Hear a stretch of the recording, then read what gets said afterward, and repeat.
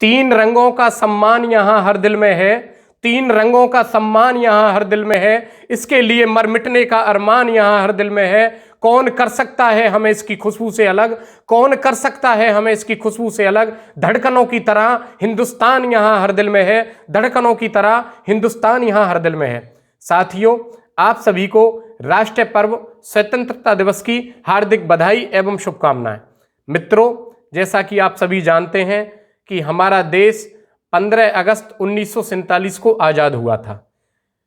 आपको पता भी होगा कि मित्रों, अंग्रेजों ने हमारे देश पर दशकों तक राज किया। उनकी जो गुलामी थी, गुलामी की जंजीरों में हम लोग रहे।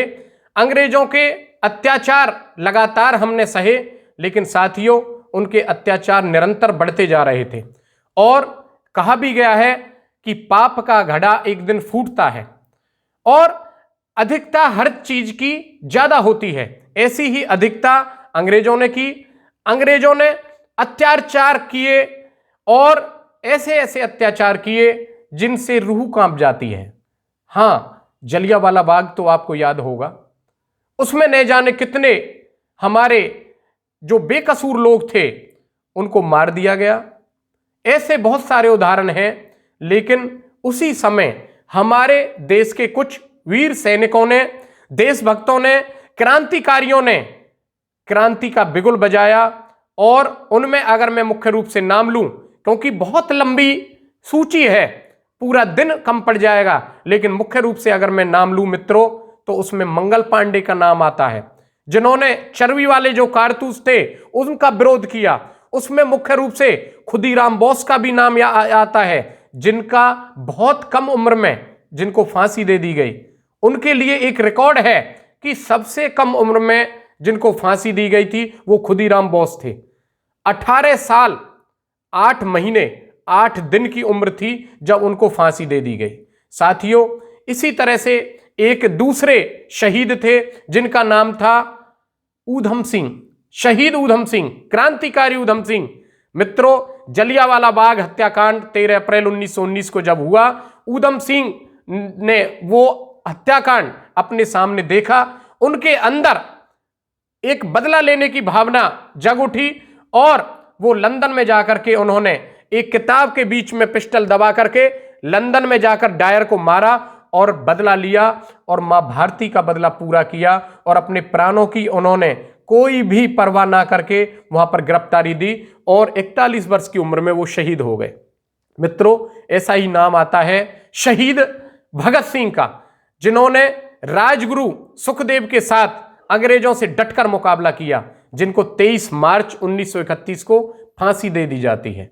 और वो हंसते हंसते फांसी के फंदे को चूम लेते हैं और कहते हैं कि इंकलाब जिंदाबाद, इंकलाब जिंदाबाद। इस तरह के नारे उन्होंने लगाए और उन्होंने कहा कि सरफरोशी की तमन्ना अब हमारे दिल में है, देखना है जोर कितना बाजुए कातिल में है। इस तरह से उन्होंने गाने गा करके शहादत दी। ये हम सभी के लिए निश्चित रूप से प्रेरणा देने वाला है।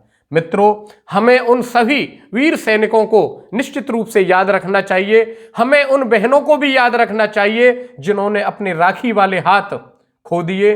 हमें उन माताओं को भी ध्यान रखना चाहिए जिनकी गोदें सूनी हो गईं। इस तरह से जो आज़ादी है उसमें न जाने कितने लोगों ने त्याग और बलिदान देकर ये मुकाम हमें हासिल हुआ है कि आज हम खुली हवा में सांस ले रहे हैं।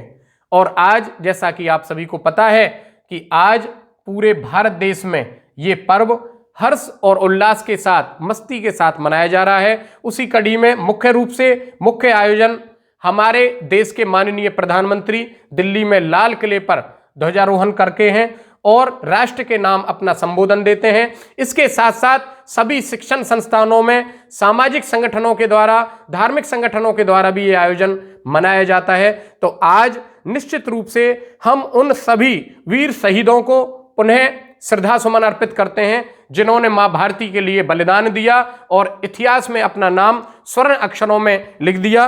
तो आइए हम सर्वप्रथम मां भारती के चरणों में पुष्प अर्पित करते हैं। भारत माता की जय। इसके पश्चात जो हमारे वीर सैनिक, स्वतंत्रता सेनानी, देशभक्त, क्रांतिकारी जिन्होंने बलिदान देकर इतिहास के पन्नों में अपना नाम स्वर्ण अक्षरों में लिख दिया और एक संदेश दिया कि मैं रहूं या ना रहूं, ये देश रहना चाहिए, ये देश रहना चाहिए। साथियों, आज हर जगह, हर स्थान पर हम मस्ती के साथ, उल्लास के साथ ये आयोजन कर रहे हैं और कहा भी गया है कि शहीदों की चिताओं पर लगेंगे हर वर्ष मेले, शहीदों की चिताओं पर लगेंगे हर वर्ष मेले, वतन पर मिटने वालों का यही बाकी निशान होगा, यही बाकी निशान होगा। जय हिंद, जय भारत, वंदे मातरम।